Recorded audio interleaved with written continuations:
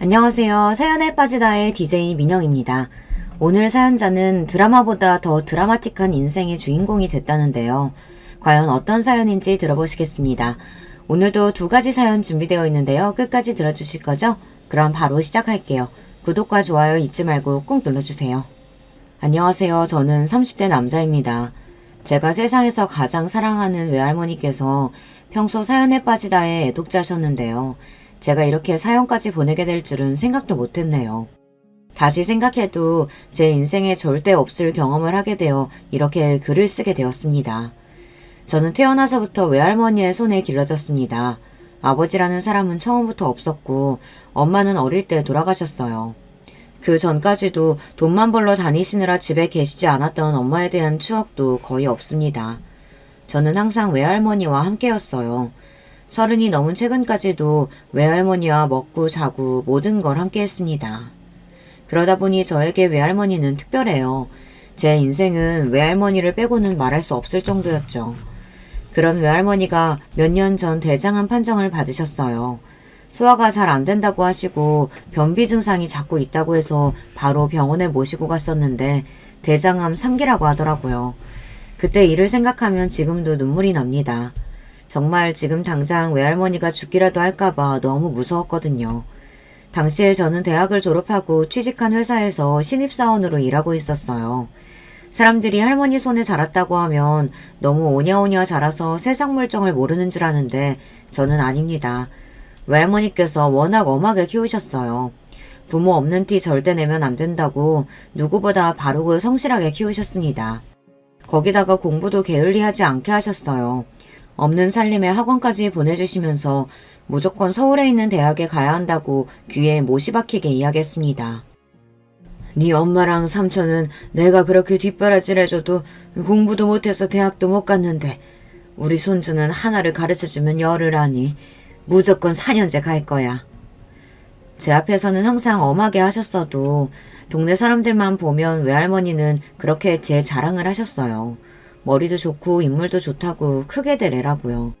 저는 그런 외할머니를 실망시키지 않기 위해 열심히 살았습니다. 외할머니 말대로 공부도 열심히 하고 친구들과도 잘 지냈어요. 저는 외할머니에게 속썩이는 자식이 되고 싶지 않았거든요. 아주 어릴 땐데도 제 기억 속에서 절대 사라지지 않는 기억이 있는데요. 엄마가 돌아가신 지 얼마 되지 않았을 때라 저도 매일 울기만 했을 때입니다. 외할머니는 매일 밤 엄마를 찾으며 우는 저를 품에 꼭 안고 잠드셨어요. 그러다 어느 날 제가 새벽에 잠에서 깼는데 옆에 외할머니가 없었어요. 저는 놀라서 바로 일어나 외할머니를 찾았습니다. 그런데 외할머니가 혼자 거실에 쪼그려 앉아 계셨어요. 불도 켜지 않은 상태로 말이죠. 그러고는 혼자 작은 소리로 넋두리를 하고 계셨습니다.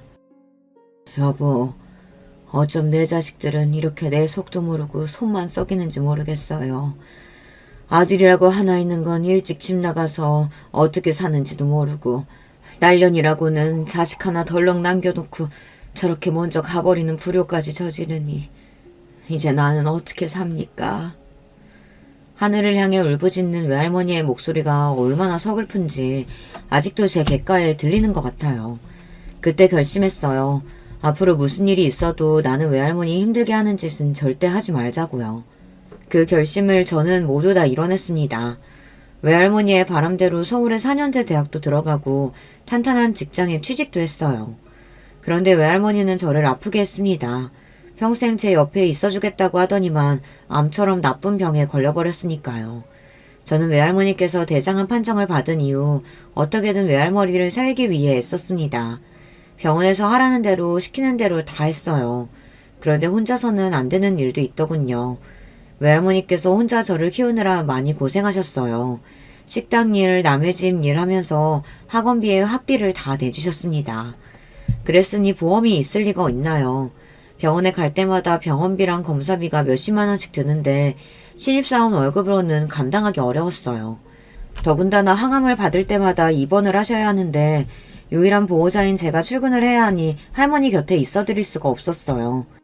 신입이다 보니 정시에 퇴근도 못하고 매일 야근이고 회사에 살다시피 하니 외할머니를 돌본다는 게 마음처럼 쉽지 않았습니다. 저는 다른 것보다 몸도 아픈데 병원에 혼자 계셔야 하는 외할머니가 걱정됐습니다. 아무래도 혼자 힘으로는 안 될 것 같아 몇 년 만에 외삼촌에게 연락을 했어요. 아무래도 사고치고 집을 나간 망난이라도 자식인데 부모가 아픈 건 알아야 할 것 같아서요. 그런데 외삼촌은 할머니가 대장암이라는 이야기를 듣자마자 재수없는 소리를 하기 시작했어요. 뭐? 암? 암은 무조건 유전인데 그런 더러운 병에 걸리면 어쩌자는 거야. 돈도 없어 죽겠는데 암보험까지 들어놔야겠네. 순간 저는 제가 잘못 들은 줄 알고 제 두 귀를 의심했습니다. 어떻게 자식이라는 인간이 어머니가 아프다는데 저딴 개소리를 할 수 있을까요? 할머니 지금 대학병원에 입원해 계시는데 제가 퇴근 시간이 늦어서 매일 들여다볼 수가 없어요. 삼촌이 시간 되시면 오늘 내일만 좀 와주실 수 있어요? 마음 같아서는 쌍욕을 해주고 전화도 끊고 싶었지만 상황이 상황인지라 제 성격대로 할 수가 없었습니다. 당장 손 하나가 귀한 때이니까요. 뭐래? 네 할머니가 너라면 아주 죽고 못 살아서 하나뿐인 아들도 내팽개쳤는데 네가 다 알아서 해야지. 이제 와서 나한테 연락을 하면 어떡해? 외할머니께서 평소 외삼촌에게 하시던 말이 있어요. 저건 사람 새끼도 아니라고요. 그 말이 딱 맞았습니다. 삼촌은 사람 새끼가 아니었어요. 다 커서까지 하는 일도 없이 할머니 등골만 빼먹더니 양아치들하고 어울려서 감옥에 갈 뻔한 걸 외할머니가 손 써서 빼줬더니만 그대로 집을 나가서 한 번을 오지를 않았어요. 제가 괜한 기대를 했어요. 아무리 못난 인간이라도 자기 어머니가 아프다고 하면 조금이나마 정신을 차릴 줄 알았는데 역시나 사람을 고쳐 쓰는 게 아니더군요. 결국은 제가 회사를 그만뒀습니다. 처음 항암 치료를 받으실 때까지는 보호자가 없어도 불편한 일이 없었는데 외할머니께서 대장암 수술하실 때는 보호자가 없으니 불편한 일이 많더라고요. 연세가 많으시다 보니 갑자기 혈압이 오르기도 하고 열이 나기도 하는데요. 간병인만으로는 수습이 안 돼서 일하다가도 병원에 들르고는 했습니다.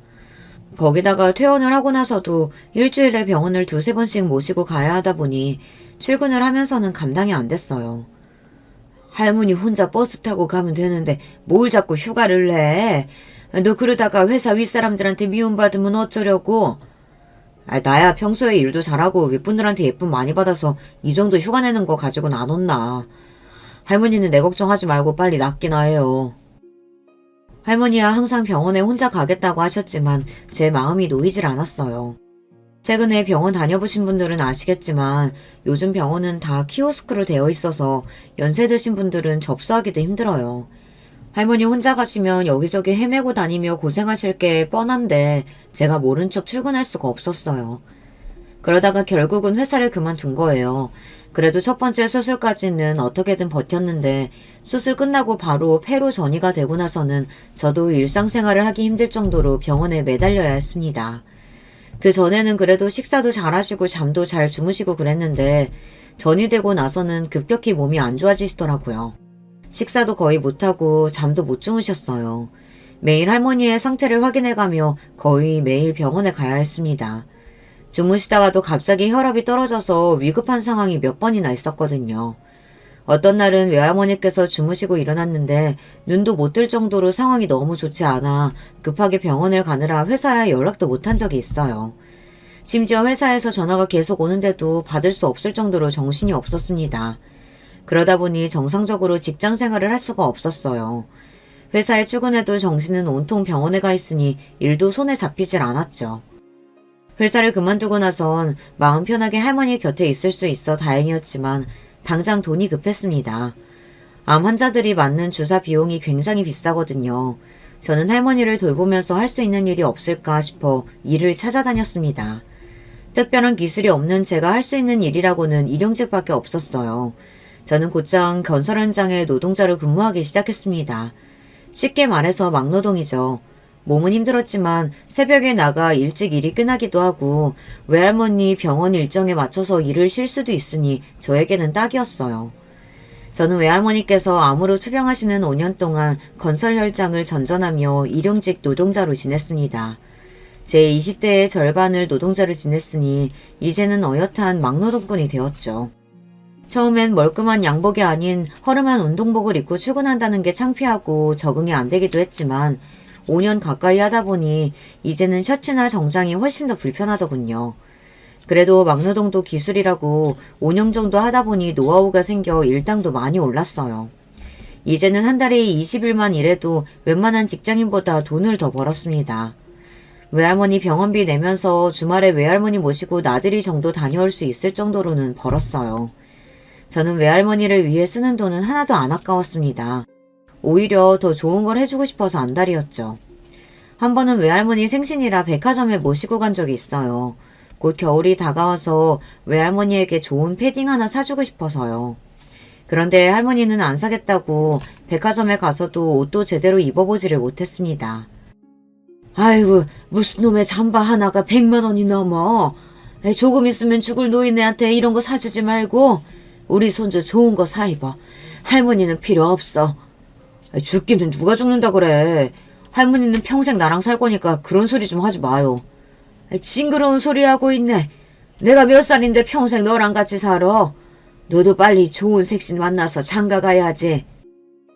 외할머니는 항상 당신보다 제가 행복하길 바라셨습니다. 어릴 때부터 평생 제 걱정만 하고 사시더니만 아픈 와중에도 제가 혹여나 외할머니 때문에 힘들까봐 걱정하셨어요. 할머니가 평생 나한테 해준 게 얼만데 이런 거 100개 사줘도 하나도 안 아까워. 그러니까 빨리 색만 좀 골라봐. 우리 미자 씨는 역시 꽃분홍색이 잘 어울리나? 병원비도 많이 나왔을 텐데 미안해 죽겠네. 이런 걸 뭐하러 사? 아유, 늙으면 죽어야지. 내가 우리 손주 고생만 시켜서 큰일이다, 큰일이야. 나는 할머니 고칠 수만 있다면 돈은 하나도 안 아까워. 그러니까 괜히 나 돈 쓰는 거 아까워서 아픈 거 참으면 안 돼. 평생 같이 살아서 그런지 외할머니는 저에게는 없어서는 안 될 존재였어요. 서로 눈만 봐도 무슨 생각을 하는지 어디가 아픈지 알 수 있을 정도였죠. 그런데 그런 우리 사이를 항상 방해하는 방해꾼이 하나 있었습니다. 바로 외삼촌이에요. 잊을만 하면 나타나서 사람 속을 뒤집는데 도 같은 인간입니다. 어느 날이었어요. 외할머니께서 아프기 시작하고 이미 2, 3년이 지났을 때였는데 뜬금없이 집에 찾아왔어요. 외삼촌에게는 연락도 안 하고 이사를 했는데 어떻게 알고 집에 찾아왔더라고요. 그런데 갑자기 찾아와서 하는 행동이 기가 막혔습니다. 아이, 우리 엄마. 평생 자식들 때문에 속만 썩이고 살더니만 이제 좀 손주 덕 좀 보고 사나 했더니 몸뚱이가 망가졌으니 이게 다 무슨 일이야. 저는 외할머니가 돌아가시기라도 한 줄 알았어요. 외할머니 손까지 붙잡으며 통곡을 하더라고요. 무슨 초상났어요? 할머니 이제 전이 된 것도 없이 항암 열심히 받고 있는데 몇 년 만에 나타나서 왜 괜히 호들갑이에요. 제 입장에서는 기가 막혔습니다. 할머니가 초병을 시작한 게 언젠데 이제 나타나서는 헛소리를 하고 있으니 너무 재수가 없더라고요. 너는 오랜만에 삼촌 만나서 반갑지도 않냐? 암튼 새끼가 자기 엄마 닮아서 쌀쌀 맞아요. 삼촌 목 마르니까 나가서 커피나 한잔 사와. 삼촌은 달달한 카라멜 마키아토 아니면 안 먹는다. 그래, 삼촌 오랜만에 왔으니까 커피랑 과일도 좀 사와라. 외삼촌이라고 부르고 싶지도 않았지만 외할머니 얼굴을 보고 꾹 참았습니다. 저런 것도 아들이라고 오랜만에 만나서 좋아하는 외할머니 얼굴을 보니 화가 나다가도 내가 참아야겠다 싶더라고요. 그런데 역시 사람은 고쳐 쓰는 게 아니었습니다. 시장까지 가서 외삼촌이 좋아하는 딸기까지 사서 가지고 왔는데 이미 외삼촌은 돌아가고 없더라고요. 저는 황당해서 할머니에게 외삼촌은 어디 갔냐고 물어봤어요. 그러자 외할머니의 반응이 어딘가 이상했어요. 혼자 우물쭈물 하시더라고요. 급한 일 생겼다고 가봐야 한다네. 금방 또 다시 놀러 온대. 제가 외할머니랑 같이 산 세월이 30년이 넘어요. 외할머니의 떨리는 눈썹만 봐도 이 말이 사실인지 거짓인지 바로 파악이 됩니다. 지금 할머니 말은 분명 거짓말이었어요. 뭐야, 할머니 설마 외삼촌한테 또 돈 줬어? 그럴 줄 알았습니다. 제가 너무 멍청했어요. 그 인간이 이렇게 갑자기 나타나면 100이면 100 돈 때문인데 제가 그 중요한 사실을 잊고 있었습니다. 그래도 자기가 외할머니 자식이 맞으면 한 번 정도는 걱정돼서 찾아올 수도 있겠다 싶었던 건데 삼촌은 제 상식으로는 이해가 안 되는 사람이었어요. 개망난이는 끝까지 개망난이었어요. 삼촌이 애초에 집에 찾아온 건 외할머니 때문이 아니라 돈 때문이었어요. 만나는 여자가 있는데 그 여자가 종로에서 가게를 한대. 요즘 그 여자 가게에서 성실하게 일하고 있는데 가게 주인이 보증금을 좀 올려달라고 했나 봐. 그래도 자기가 남잔데 보증금이라도 좀 내야 동업하는 느낌이 나지 않겠냐고 그러는데 어떻게 그 돈을 안 줘? 앞으로는 그 여자랑 착실하게 살아본다는데. 평소 돈에 대한 일이라면 철두철미한 외할머니가 유일하게 샘이 흐릴 때가 바로 외삼촌 앞에서였어요. 사기꾼 같은 외삼촌이 앞에서 조금만 입을 털면 그 지갑에서 항상 돈이 나옵니다. 지금까지 살면서 외삼촌 때문에 외할머니가 날린 돈만 수천만 원이에요. 그런 모습을 볼 때마다 저는 답답해서 외할머니에게 삼촌에게 돈을 주지 말라고 신신당부했습니다. 그렇게 말을 했는데도 외할머니는 제 말을 안 들어요. 같은 수법에 매일 똑같이 당했습니다. 그날만큼은 저도 좋게 넘어갈 수 없었습니다. 지금 우리 집 사정이 그렇게 아무한테나 돈을 펑펑 줄 수 있는 형편이 아니에요. 더군다나 본인은 패딩 하나 못 사고 벌벌 떨면서 쓰레기 같은 자식놈도 자식이라고 몇 년 만에 불쑥 나타나는데도 보기만 해도 좋다고 돈까지 주는 모습이 이해가 안 됐습니다. 평생 자식들 뒷바라지만 하다가 병에 걸린 자신이 안쓰럽지도 않은가 봐요. 할머니 바보야? 그 인간이 하는 말을 믿어? 왜 또 어디 가서 그 돈으로 사기치면 어쩌라고 그 돈을 줘? 그리고 우리가 돈이 어딨다고. 내가 나가서 힘들게 일해서 번 돈인데 왜 할머니 마음대로 저 인간을 주고 그러냐고. 나 속 터져서 죽는 걸 보고 싶어? 저도 그렇게까지 말하면 안 되는 거였는데 너무 화가 나서 그만 터져버리고 말았습니다. 평소 같으면 제 말에 할머니도 소리를 지르고 반박을 하셔야 하는데 그날만큼은 할머니가 조용하시더군요. 그러더니만 입을 꾹 다물고 눈물을 뚝뚝 흘리셨어요. 이 할미가 이제 노만까지 났나 보다. 네 말이 다 맞아. 내가 저 새끼한테 돈을 안 준다고 그렇게 다짐을 했는데 또 내가 정신이 나가서 우리 손주가 고생해서 번 돈 저런 새끼한테 줬다. 할머니가 작은 어깨까지 웅크리며 우는 모습을 보니 저도 덩달아 눈물샘이 터지고 말았습니다. 저는 제가 도대체 무슨 짓을 한 건가 싶었어요. 저는 곧바로 할머니에게 다가가서 할머니를 껴안았습니다. 그러고는 제가 잘못했다고 빌었어요. 그날 저와 할머니는 둘이 부둥켜 안고 얼마나 울었는지 몰라요. 그날 이후 외할머니는 다시는 제 앞에서 삼촌 이야기를 꺼내지도 않았습니다. 그리고 오로지 저와 둘만 생각하며 외할머니의 병이 완치되기만을 바랬습니다. 그러던 중 어느새 외할머니 몸도 많이 쇠약해지셨어요. 그래도 저와 할머니는 씩씩하게 병원 생활을 견뎠습니다. 몸은 힘들어도 매일 병원에 오가며 할머니와 보내는 시간만이 저의 유일한 낙이었습니다. 사실 할머니와 함께 있기 위해 선택한 일이었지만 사실 건설 현장 막노동이라는 게 생각보다 너무 힘들어요. 더울 때는 온몸에서 땀이 비처럼 흐르고 추운 겨울이면 손과 발이 딱딱하게 얼어붙어서 무거운 벽돌을 들어 나르다가 넘어져도 감각이 없을 정도로 춥기도 하죠. 그래도 가끔 비가 오면 예상치 못하게 쉬는 날이라 그런 때는 좋았어요. 물론 일당을 받을 수 없으니 내일은 꼭 비가 그치기를 바라기는 했지만 그래도 그날만큼은 하루 종일 외할머니와 함께 있을 수 있으니 좋았습니다. 그날도 새벽부터 비가 쏟아져 일을 나가지 못했어요. 전날부터 할머니 숨소리가 좋지 않아 걱정되던 차였는데 다행이다 싶었습니다. 그날 새벽 저는 외할머니가 걱정돼서 제대로 한숨도 자지 못했어요. 좁은 보호자 침대에서 낑낑거리며 움직이는 제가 안쓰러웠는지 외할머니도 제대로 주무시지를 못하는 것 같았습니다. 저나 외할머니나 거의 못 자다시피 한 상태로 간신히 아침 식사를 했어요. 아무래도 컨디션이 좋지 않은 할머니가 걱정돼서 저는 휠체어에 할머니를 태워 병원 안에 산책로를 걸었습니다. 그래도 병실 안에 있을 때보다는 밖이 더 나으신지 산책을 나오자 여기저기 두리번하기도 하고 얕게 미소를 지어 보이기도 하셨어요. 그때였어요. 외할머니께서 저에게 손짓을 하시더니 옆에 벤치에 앉으라고 하시더라고요. 하실 이야기가 있으신 것 같았어요. 저는 휠체어에 앉은 외할머니를 마주보고 앉았습니다. 그러자 할머니가 손을 천천히 들어 제 얼굴을 어루만졌어요. 평소에는 눈도 맞추기를 힘들어 하셨는데 그날은 이상하게 제 눈동자를 똑바로 맞추시더라고요. 그러더니 천천히 입술을 뗐어요. 우리 손주, 이 할미 때문에 고생이 많지. 세상에서 제일 똑똑하고 착한 우리 손주가 할미 잘못 만나 고생만 하고 미안하다. 할머니는 무슨 그런 말을 하고 그래. 나 할머니 없었으면 벌써 그 작은 지하실 방에서 굶어 죽었어. 지금까지 외할머니가 아니었으면 전 이 세상에 없었을 거예요. 그런 저에게 할머니는 부모님이자 친구이자 제 인생의 전부였습니다. 그때였어요. 눈동자에 눈물이 가득 찬 할머니는 그대로 제 손을 꼭 부여잡았습니다. 지금부터 이 할미가 하는 말 잘 들어. 네 아버지 죽었다는 말 거짓말이었어.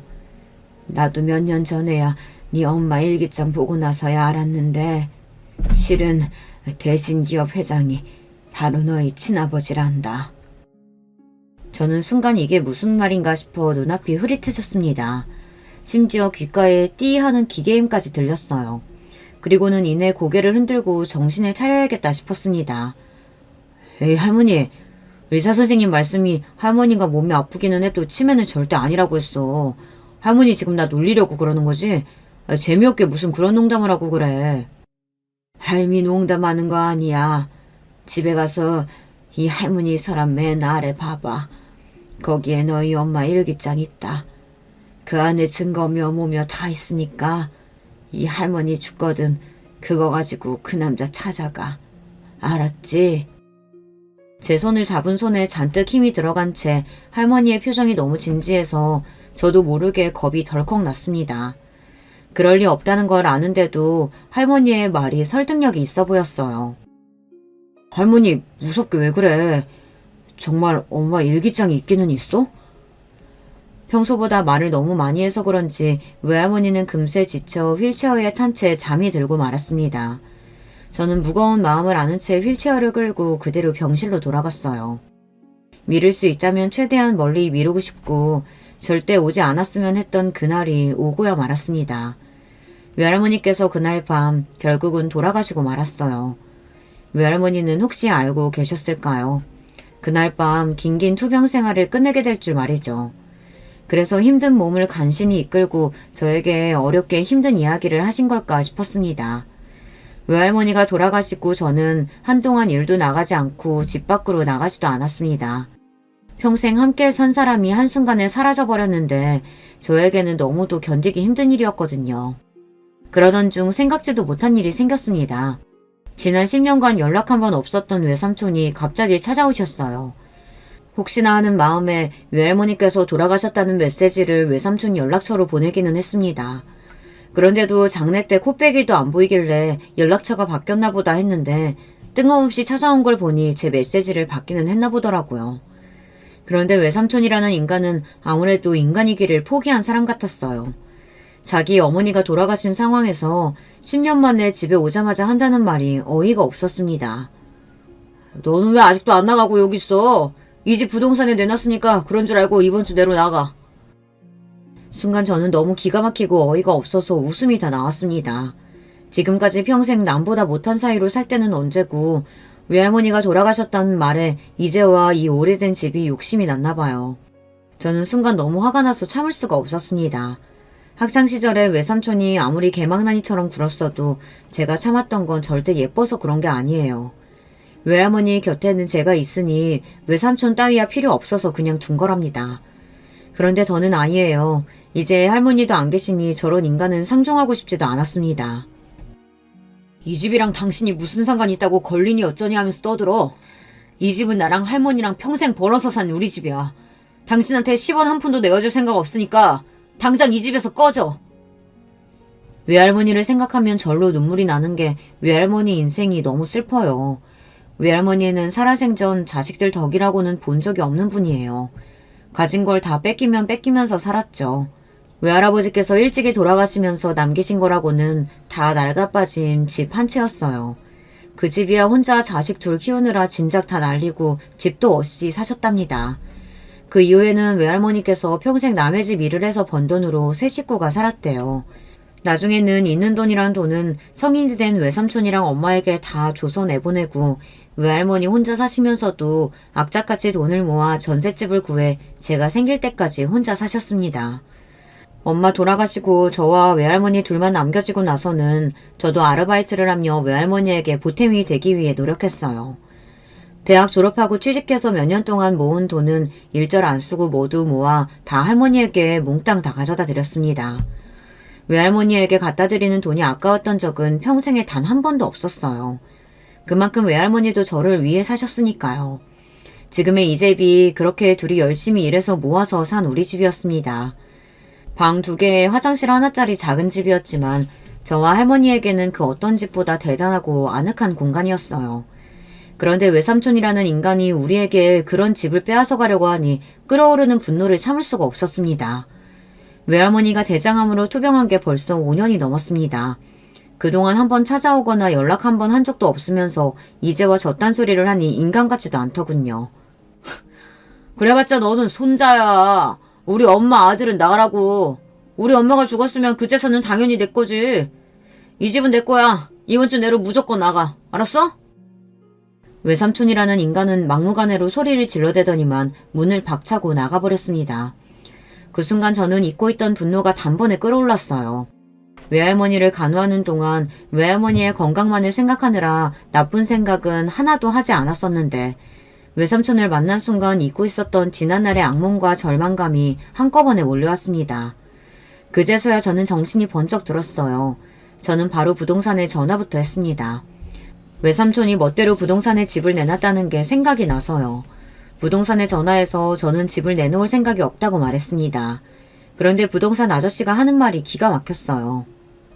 조금 전에 그 집 할머니 아들이 왔다 갔는데 어머니 돌아가셨다고 집 무조건 내놓다고 하던데. 자기가 집주인이라고요. 제가 할머니 모시고 살던 손자예요. 이 집은 제가 증여받기로 했으니까 팔 생각 없어요. 그러니까 다음번에 삼촌이 가서 집 내놓겠다고 이상한 소리 해도 절대 들은 척 하지도 마세요. 제가 제 입으로 이런 소리까지 해야 한다는 게 화가 났지만 이제는 제가 더 강해져야 했습니다. 저의 영원한 보호자였던 외할머니가 이제 제 곁에 없으니까요. 제가 스스로 저를 지켜야 했습니다. 저는 더 이상 바보처럼 집구석에 처박혀 있으면 안 되겠다 싶었습니다. 저는 그 길로 바로 집 정리부터 했어요. 할머니 짐을 다 꺼내서 버렸습니다. 하나하나 저와 할머니의 추억이 깃들지 않은 물건이 없어서 저는 짐 정리를 하는 내내 눈물을 펑펑 쏟으며 정리를 했어요. 그러던 중 생각지도 못했던 일이 있었습니다.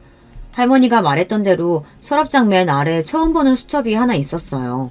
한눈에 봐도 오래되어 보이는 수첩이었습니다. 그 수첩을 본 순간 저는 심장이 빠르게 뛰기 시작했어요. 이게 바로 외할머니께서 말씀하신 엄마의 일기장이라는 걸 보자마자 알 수 있었거든요. 저는 그 자리에 앉아 단숨에 엄마의 일기장을 모두 다 읽었습니다. 엄마의 일기장 안에는 충격적인 내용이 담겨 있었어요. 그 안에는 엄마가 아버지라는 사람을 만나 어떻게 연애를 했는지, 어떻게 저를 가지게 됐는지 적혀 있었어요. 그리고 가장 쇼킹했던 건 제 아버지의 정체였습니다. 할머니가 말한 대로 현재 대신기업 회장이 맞았어요. 저를 낳기 전 엄마와 아버지가 처음 만났을 때 아버지라는 사람은 흔히 말하는 재벌 2세였더라고요. 부모만 믿고 하는 거 없이 놀다 부산 해운대에서 두 분이 처음 만나게 됐답니다. 친구들과 해수욕장에서 놀고 있는 엄마를 보고 첫눈에 반한 아버지가 말을 건 덕분에 인연이 됐대요. 그날 아버지는 엄마에게 비싼 외제차도 태워주고 부산에서 제일 고급 식당에도 데려갔답니다. 그때까지도 엄마는 아버지가 재벌일 거라고는 상상도 못했대요. 엄마의 표현을 말하자면 아버지가 그냥 허세 부리기 좋아하는 동네 양아치인 줄 알았답니다. 그렇게 부산에서 헤어진 뒤에도 엄마를 잊지 못한 아버지는 엄마가 일하는 직장까지 찾아와서 구애를 했대요. 10번 찍어 안 넘어가는 나무 없다고. 결국은 아버지에게 넘어간 엄마는 아버지와 몇 개월 연애를 했는데요. 아버지께서 이미 집안에서 정한 여자와 약혼했다는 사실을 뒤늦게 알게 돼 심하게 다투고 헤어졌답니다. 그 이후에도 아버지는 계속해서 어머니를 찾아왔지만 어머니는 받아주지 않았대요. 내가 약혼을 하든 결혼을 하든 그건 내 마음이랑 다 별개야. 내가 제일 사랑하는 사람은 오직 당신뿐이라고. 그딴 입에 발린 소리 이제 나한텐 안 먹혀요. 결국은 결혼은 부잣집 여자랑 하고 연애는 나랑 하겠다는 개소리잖아요. 80년대 드라마에나 나올 법한 막장 이별을 한 어머니는 그때의 충격으로 직장까지 그만두고 그대로 외할머니 집으로 내려왔답니다. 그런데 하필이면 그 타이밍에 말도 안 되는 일이 벌어진 거예요. 엄마가 임신한 사실을 뒤늦게 알게 된 겁니다. 엄마는 아버지도 없는 아이를 낳는다는 게 무서워서 다른 생각도 했었지만 외할머니의 만류에 결국은 저를 낳기로 하셨더라고요.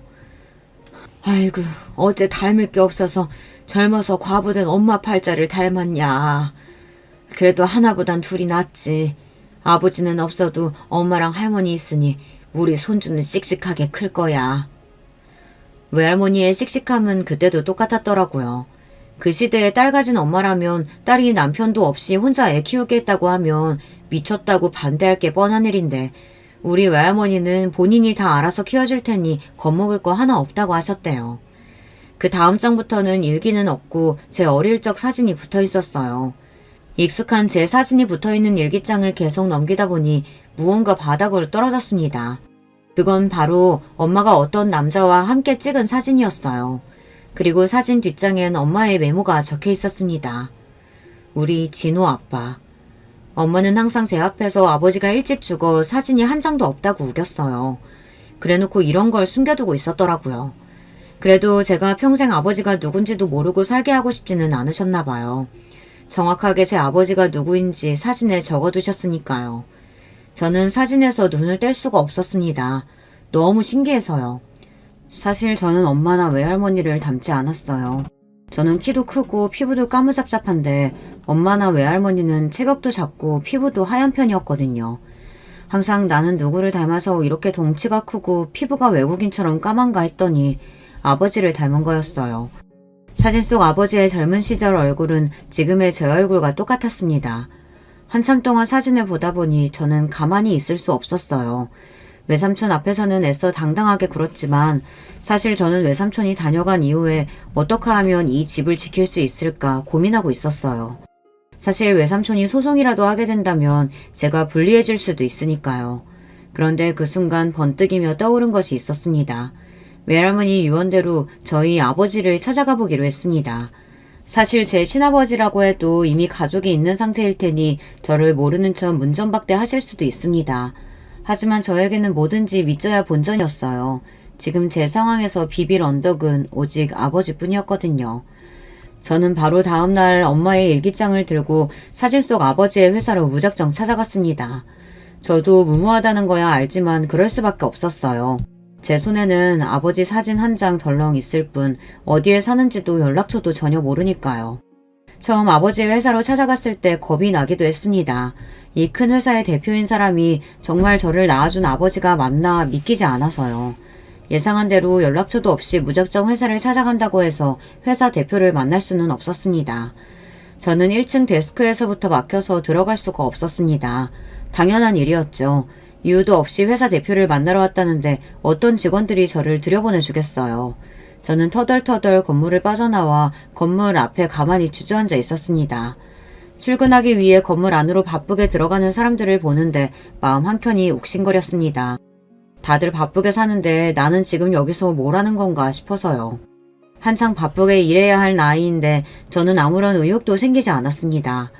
유일한 가족이었던 외할머니마저 이제 안 계신데 제가 열심히 살아봐야 무슨 소용인가 싶었습니다. 저는 괜한 짓을 했구나 싶어 자리에서 일어났습니다. 그때였어요. 검은색 고급 세단이 건물 앞에 멈춰서자 건물 안에 있던 직원들이 일제히 밖으로 나와 하나같이 고개를 숙였습니다. 한 직원이 뒷좌석 문을 열며 대표님 오셨습니까? 라고 인사를 했어요. 저는 대표님이라는 소리에 놀라서 자리에서 벌떡 일어났습니다. 그러고는 무작정 검은 정장을 입은 사람들 무리 속으로 파고 들어가 대표님이라고 소리를 질렀습니다. 조용하던 찰나에 제 목소리가 울리자 뒷좌석에서 내린 중년의 남자가 저를 향해 몸을 돌렸어요. 그리고 저와 눈이 딱 마주쳤습니다. 그 순간 딱 3초, 그 짧은 시간 동안 남자는 저를 빤히 바라보았어요. 누구시죠? 대표님께 볼 일 없으시면 뒤로 물러나세요. 어느새 제 앞을 가로막고 선 직원들이 저더러 뒤로 물러나라고 했습니다. 앞에 있던 비서는 제 팔까지 잡았어요. 저는 뒤로 끌려가면서도 목청껏 소리를 질렀습니다. 대표님, 저 오영숙 씨 아들이에요. 오영숙 씨 아시죠? 저는 이 순간이 저에게 유일한 마지막 기회라고 생각하고 젖먹던 힘까지 쥐어짜 엄마의 이름을 불렀습니다. 그 순간 기적이 일어났어요. 저를 막아선 직원들 사이로 대표님이 나타났습니다. 그리고 비서에게 저를 데리고 사무실로 오라고 했어요. 잠시 후 저는 비서의 안내에 따라 건물 제2 꼭대기층으로 올라갔습니다. 그리고 대표실이라고 적힌 사무실 안으로 들어갔어요. 비서는 조금 전과는 전혀 달라진 태도로 저에게 꾸벅 인사를 하고는 사무실 밖으로 나갔습니다. 대표실 안에는 저와 대표, 아버지만이 남아있었어요. 그쪽이 영숙의 아들이라고? 내가 알기로는 영숙이가 결혼도 안 하고 혼자 산 거로 알고 있는데 아들이 있었나 봐요? 아버지는 엄마와 헤어진 지 30년이 훌쩍 넘었는데도 엄마를 영숙이라고 부르셨습니다. 더군다나 엄마가 결혼하지 않고 혼자 살았다는 사실도 알고 계셨어요. 알고 보니 엄마와 헤어지고 나서도 엄마가 어떻게 지내는지 여기저기 수소문을 하셨나 보더라고요. 영숙이가 사고로 죽었다는 것도 뒤늦게 알게 돼서 내가 장례식장에도 못 가봤었는데 이렇게 영숙이 아들 얼굴이라도 볼 수 있어서 다행이네. 제가 어릴 때 엄마가 일하던 회사에 불이 나서 그때 사고로 엄마가 돌아가셨어요. 아버지는 그 일까지도 알고 계셨습니다.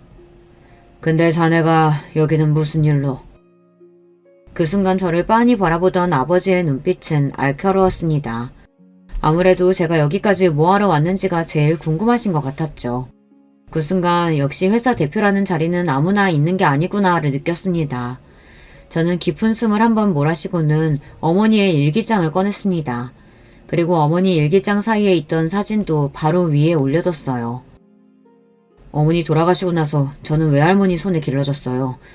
최근에 외할머니께서 돌아가셨는데 외할머니께서 이상한 소리를 하시더라고요. 제가 대표님 아들이라고요. 저는 애써 갸버여 보이지도 그렇다고 버릇없어 보이지도 않게 말하기 위해 차분하게 말을 했습니다. 30년 만에 다 큰 성인이 당신의 아들이라며 찾아왔으니 아무리 대단한 회사의 대표라고 해도 당황스러울 테니 말이죠. 그런데 아버지의 반응은 생각보다 조용했습니다. 그러고는 곧바로 제가 책상에 올려둔 일기장과 사진부터 확인했어요.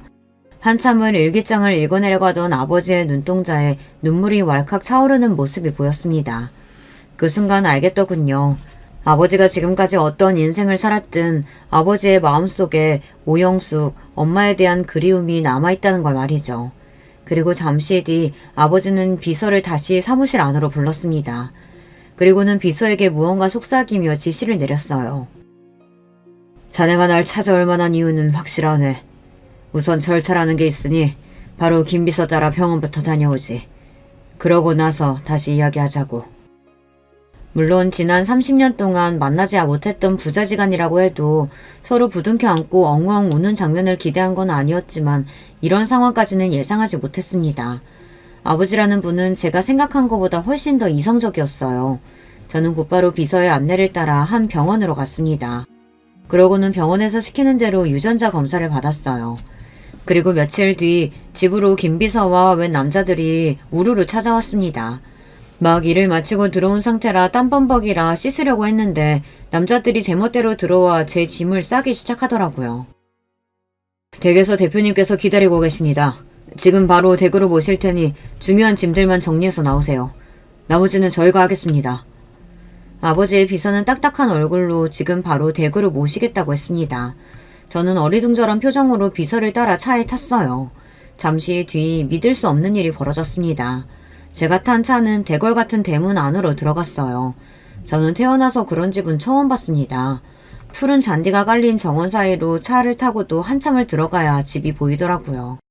심지어 집이라고 부르기도 민망할 정도로 대저택이 따로 없었어요. 순간 제 행색이 너무 남루하게 보일 정도로 부끄러웠습니다. 저는 곧장 집 안으로 따라 들어갔어요. 집 안은 집 밖의 모습보다 훨씬 더 놀라웠습니다. 마치 영화 속에서나 보던 세트장 같았어요. 휘둥그레진 눈으로 여기저기 구경하느라 정신없는 제 앞에 아버지가 나타나셨습니다. 아버지는 제 모습을 보는 순간 눈동자가 세차게 흔들리시더니 목소리를 가다듬으며 자리에 앉으라고 하셨어요. 그러고는 저에게 이것저것 물으셨습니다. 지난번 회사에서 만났을 때와는 사뭇 다른 모습이었어요. 아무래도 친자식이라는 걸 알게 됐으니 심정이 남다르신 거겠죠. 저는 아직 너무 얼떨떨해서 아버지께서 묻는 말에만 대답을 했습니다. 마치 면접을 보듯이 말이죠. 아버지는 제가 외할머니 간호하느라 지난 5년 동안 건설 현장 노동직으로 일했다는 이야기에 가장 놀라셨습니다. 그 말 한마디에 지난 30년 동안 네가 어떻게 살았는지 한 번에 설명이 된다. 부모도 없이 얼마나 고생이 많았을까 싶었는데 그래도 외할머니께서 잘 보살펴 주셨나 봐. 네, 맞아요. 엄마는 워낙 어릴 때 돌아가시기도 했고 매일 돈 벌러 나가느라 같이 시간을 보낼 수 없었어요. 그럴 때마다 외할머니께서 항상 옆에 있어줬어요. 남의 집 살림 해줘가면서 저를 등에 업고 가셨거든요. 제 이야기를 내내 조용히 들으시던 아버지는 눈물을 얼른 훔치시더니 제 어깨를 양손으로 탁 소리가 나게 잡았습니다. 그러더니 하시는 말씀이 의외였어요. 너희 엄마를 보고 싶어서 내가 얼마나 찾아다녔는지 몰라. 만약 네 엄마한테 네가 있다는 사실을 알았다면 내가 널 절대 힘들게 두지 않았을 거다. 이제라도 내가 네 존재를 알았으니 지금부터는 네 삶이 달라질 거야. 안 그래도 나한테 자식이 하나도 없어서 평생 외롭게 살았는데 이런 순간에 나한테 네가 찾아와줘서 얼마나 고마운 줄 모른다. 몰랐었는데 아버지께는 자식이 하나도 없었다네요. 엄마와 헤어지고 결혼한 분과 20년 정도 함께 사셨지만 아이가 생기지 않아 낳지 않았답니다. 그러다가 10년 전 결국은 이혼하시고 현재 혼자셨어요. 아버지는 평생 엄마를 그리워하며 이 큰 집에서 혼자 살고 계셨던 겁니다. 아버지도 지금까지 제가 살아온 이야기를 듣고 저를 너무도 안쓰러워하셨지만 아버지가 살아온 인생도 제가 보기엔 많이 외로워 보였어요. 앞으로는 그 힘든 막노동 안 해도 돼. 지금 당장 회사에 들어와서 일부터 배워라.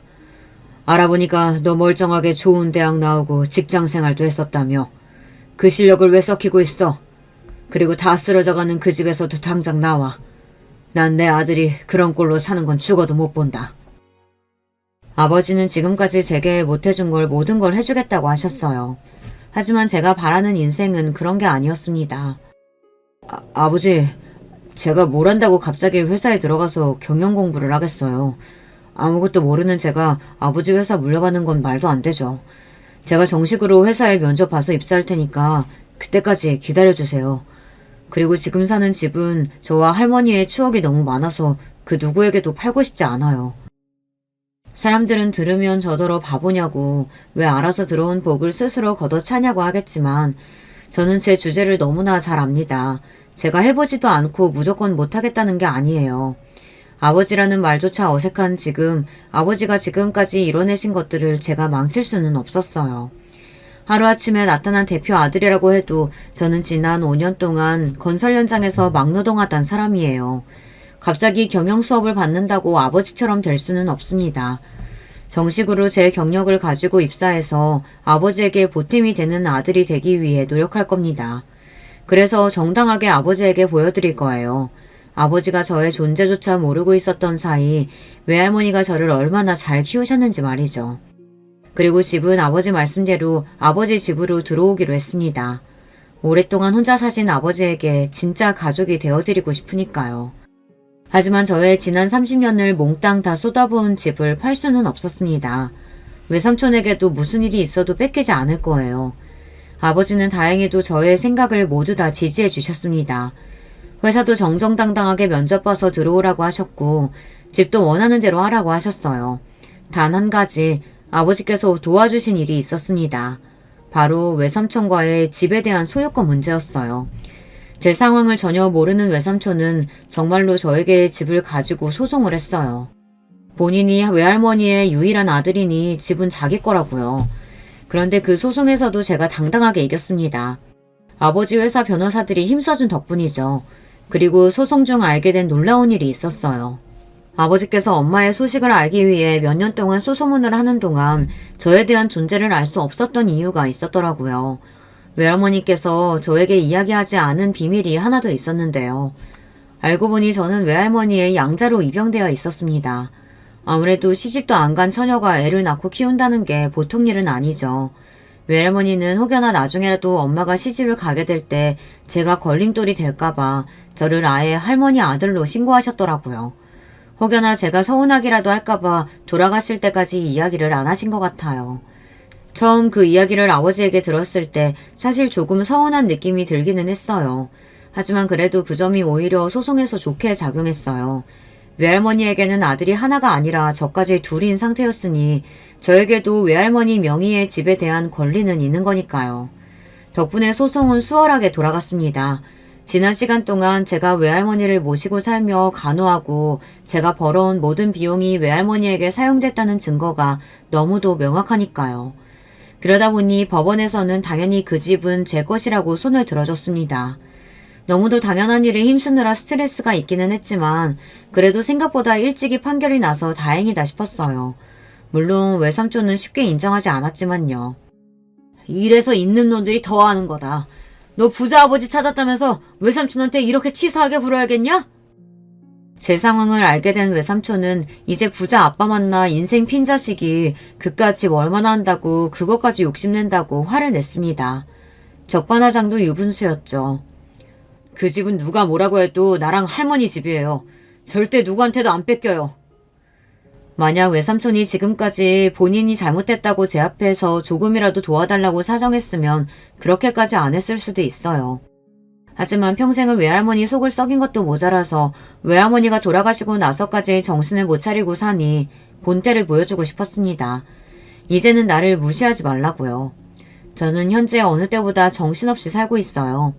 낮에는 아버지 회사에서 2년차 직장인으로 집에서는 아버지의 귀한 외동아들로 이중 생활을 하느라 바쁘거든요. 아버지는 저와 함께 운동도 다니고 낚시도 다니고 싶어 하시지만 요즘 제가 일에 푹 빠져 사느라 아버지와 시간을 못 보내서 잔뜩 삐져 계세요. 말단 사원이 대표보다 바쁘다는 게 말이 되냐? 이번 주 주말은 절대 출근하지 말고 나랑 놀아주는 거야. 너 자꾸 그렇게 휴일에 나가서 일하면 이 아빠가 노동청에 신고당해 임마. 아이 자꾸 아들 괴롭히지 마시고 한 살이라도 젊을 때 빨리 여자친구라도 만들어서 놀러 다니세요. 처음 이 저택에 들어와 아빠와 살게 됐을 때 우리가 진짜 가족이 될 수 있을까 걱정이 됐습니다. 저도 아버지도 지난 30년 동안 생판 모르는 나무로 살았으니까요. 그런데 역시나 핏줄은 다른가 봐요. 저와 아버지는 식성부터 해서 취미나 취향까지 너무 비슷했어요. 그러다 보니 같이 산 지 한 달 만에 진짜 가족이 됐습니다. 지금은 아버지가 저에게 너무 붙어 다니셔서 귀찮을 지경이에요. 여자친구는 네가 만들어야지 임마. 아버지한테 손주 언제 안겨줄 거야?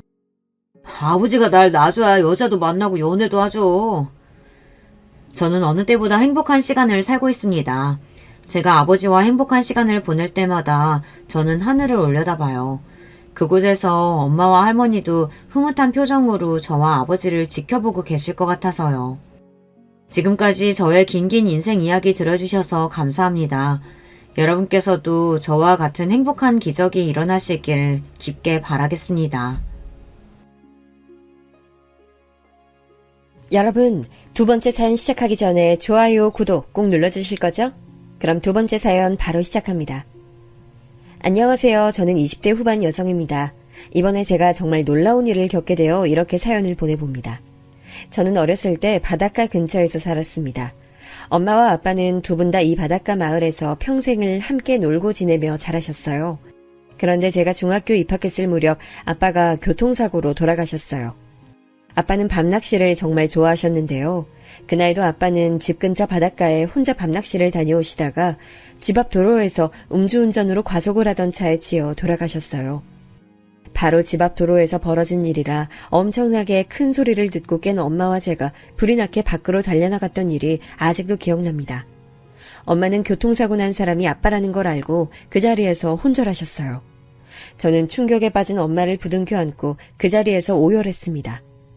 술이 거나하게 취해 있던 운전자는 경찰이 와도 정신을 못 차리더라고요. 정말 끔찍했던 기억이라 그때 이후 엄마랑 저는 큰 소리가 나면 가슴이 빨리 뛰고 식은땀이 나는 후유증이 생겼습니다. 아버지가 돌아가신 이후 전업주부였던 엄마는 하루아침에 생활전선에 뛰어드셨습니다. 중학생이던 저도 엄마를 돕기 위해 밤새도록 같이 부업으로 인형 눈을 붙이기도 했죠. 하지만 그것만으론 두 식구가 살 길이 막막했어요. 하루는 평소처럼 인형 눈을 붙이고 있는데 엄마가 제게 이렇게 물어보시더라고요. 은수야, 엄마가 만약 음식 가게 열면 어떨 것 같아? 분식집 같은 거? 난 좋아. 내 친구 부모님도 분식집 하시거든. 분식집은 아니고 해장국 같은 거 파는 식당은? 해장국이면 엄마가 아빠한테 자주 만들어주던 거? 좋지. 엄마 해장국 진짜 잘하잖아. 사람들이 다 좋아할걸? 엄마 요리 완전 이거잖아, 이거. 저는 엄마의 질문에 양손 엄지를 치켜들었습니다. 엄마는 음식 솜씨가 정말 좋으셨거든요. 얼마나 좋았냐면 동네 아주머니들이 엄마만 보면 엄마만의 요리 비법 좀 알려달라고 조르고 집에 중요한 행사가 있을 때면 엄마에게 돈을 주고 요리 좀 해달라 부탁할 정도였습니다. 그 중에서도 엄마가 제일 잘하시는 요리는 해장국이었는데요. 엄마는 아빠가 밤낚시를 다녀오시거나 술 한잔 하신 다음 날에는 반드시 커다란 냄비 한가득 해장국을 끓여 놓으셨어요. 생전 입맛이 까다로워서 별명이 미식가였던 아빠도 엄마의 해장국을 드실 때만큼은 언제나 칭찬 일색이셨어요. 야, 시원하다 여보. 당신이 끓인 해장국은 당장 나가서 팔아도 손색 없을 정도야. 최고야 정말로. 저는 엄마가 인형 눈알 붙이기 같은 부업보다는 잘하시고 좋아하시는 일을 했으면 했거든요. 제가 좋다고 하자 엄마는 확실하게 마음을 정하셨는지 바로 식당 개업 준비를 했습니다. 우선 엄마와 저는 원래 살고 있던 집을 팔기로 했어요. 사실 아빠가 돌아가신 도로를 매일 바라보며 사는 건 너무 괴로운 일이었거든요. 그리고 집이 팔린 날 엄마의 지인이 살고 계신 지방으로 이사를 했습니다. 거기서 엄마는 지인의 소개로 근처 시장거리에 작은 가게를 싼 값에 얻었어요. 그렇게 엄마는 모아둔 돈과 아빠가 돌아가시고 나온 조금의 보험금을 합쳐 국밥집을 개업했습니다. 국밥집 준비에 거의 모든 돈을 쏟아붓고 나니 반지하집 한 칸 구할 돈밖에 안 남았더라고요. 그래서 엄마와 저는 국밥집에 사활을 걸 수밖에 없었어요. 저는 매일 학교를 마치면 집에 가는 게 아니라 가게로 가서 엄마 일손을 도왔습니다. 제가 학교에서 공부하는 동안은 엄마 홀로 주문받고 요리까지 하면서 힘겹게 일했습니다. 하지만 하루도 쉴 틈이 없었어요. 이 국밥집이 망하면 우리 모녀는 길거리에 나앉는 것 말곤 방법이 없었거든요. 다행히 엄마의 음식 솜씨 덕분에 국밥집은 입소문을 타고 점차 잘 되기 시작했습니다. 좁은 가게터에 사람들이 차례를 기다리며 줄 서는 일까지 있었어요. 동네 사람들은 물론 다른 지역에서 온 사람들까지 엄마가 하시던 국밥집에 드나들었죠. 정말 많은 손님이 엄마의 국밥을 맛보시고 단골이 됐어요. 하지만 좋은 손님만 있던 건 아니었어요. 가게에 자주 방문해 주시는 손님 중엔 질 나쁜 사람도 많았죠. 엄마가 처음에 시장 근처에 국밥집 열었을 때 주변 상인들부터 근처 동네 사람들까지 엄마에게 여러모로 관심이 많았습니다. 엄마는 나이에 비해 동안이셨는데요. 그래서인지 주변 사람들이 보기엔 미혼 여자가 혼자 음식점 하는 것처럼 보였나 봐요. 그런데 국밥집 일을 돕던 제가 옆에서 엄마라고 부르니 대충 그 모습을 보고 유부녀라 생각이 바뀌었나 봐요. 그때부터 주변에서 질문 세례가 쏟아지기 시작했어요. 아유, 결혼했구나. 난 너무 젊어 보여서 처녀인 줄 알았지 뭐야. 그럼 남편은 뭐하고 살아? 같이 식당 일하는 건 아닌 것 같은데, 응? 시장 근처 식당에선 대부분 부부끼리 음식점을 운영하고 있었어요. 그래서 주변 사람들도 엄마가 운영하는 국밥집이 부부가 공동으로 운영하는 식당이라고 생각한 거죠. 그래서 호기심 많은 몇 분들이 자주 남 사장님은 어디 계시냐 물어봤는데 그때마다 엄마는 항상 대답하지 않고 얼버무리셨거든요. 그 때문에 소문 좋아하는 아줌마들 레이더에 엄마가 딱 걸린 거죠. 딸은 학생이던데 혹시 미혼모야? 아니면 이혼? 그런 거 아니에요. 우리 은수가 아빠 없이 큰 애처럼 보이세요? 아이고, 혹시 기분 나빴어? 아유, 미안해. 그냥 어떤 남편이 이렇게 예쁜 아내 보고 혼자 식당 일 하게 하나 해서 그랬지. 그래서 남편은 뭐 하는데? 우리 사이에 그 정도는 알려줄 수 있는 거 아니야? 엄마 사정이 퍽 궁금했던 아줌마들은 엄마가 아무리 밀어내도 몇 번이고 떼거리로 몰려와 엄마에게 궁금한 것들을 꼬치꼬치 캐물었어요. 결국 엄마는 아줌마들의 질문 세례를 견디지 못하고 아버지와 사별한 이야기를 꺼내고 말았죠. 그리고 그게 아줌마들의 입을 타고 넘어가 주변 상가 사람들은 물론 웬만한 사람들까지 엄마가 사별한 것에 대해 다 알게 됐습니다. 그 후 이상하게 몇몇 사람들이 꼭 엄마의 일에 한마디씩 말을 얹으며 엄마의 아픈 부분을 건드리기 시작하더라고요. 엄마는 그런 일들에 무척 화가 나셨지만 제가 아직 나이가 어려 그런 일들을 그냥 참고 넘기셨습니다. 그러던 어느 날 식당에 방문한 남자 손님 한 분이 엄마께 주기적으로 진상을 부리기 시작했습니다. 저는 학교에서 다녀온 이후 항상 엄마를 도와 가게에서 일했는데요.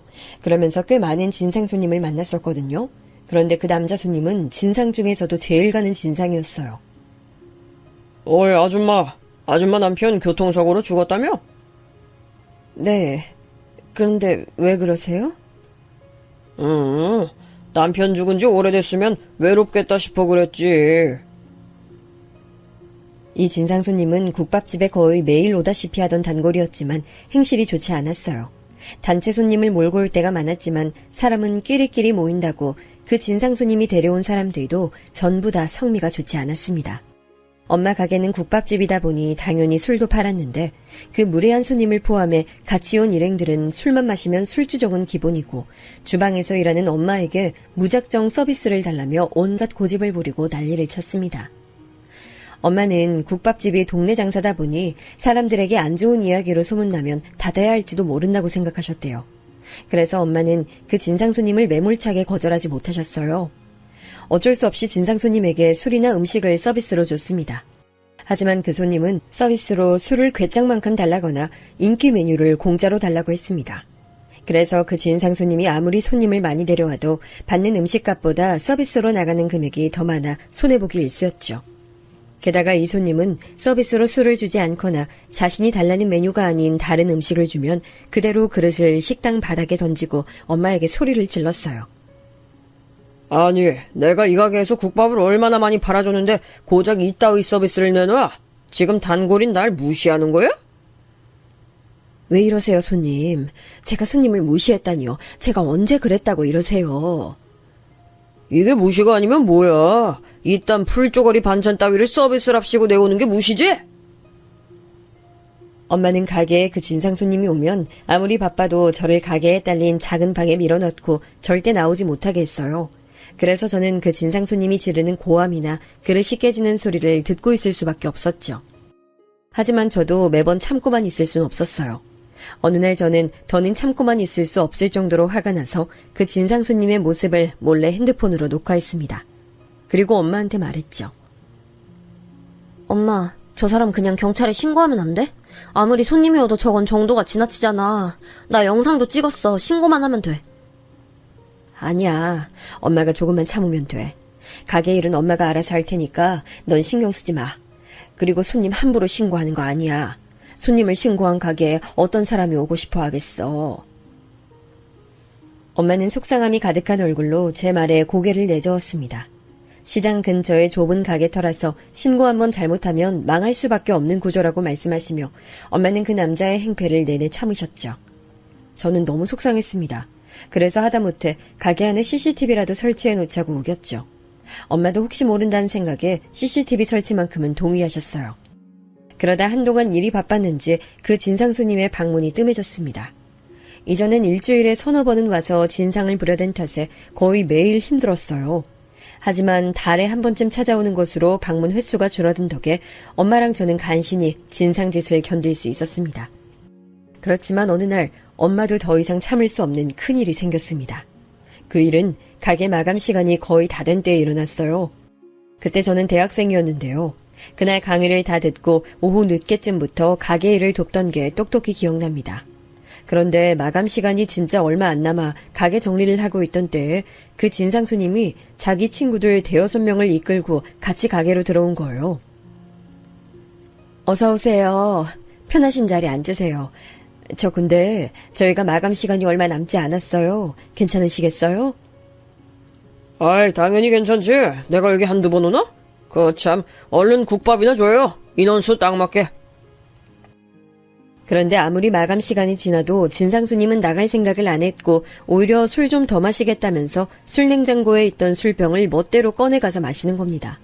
엄마와 저는 조금만 참으면 나가겠지 싶어서 그 진상 손님들이 먹고 마신 걸 철저하게 적어놓으며 그들이 식사를 마무리할 때까지 기다렸죠.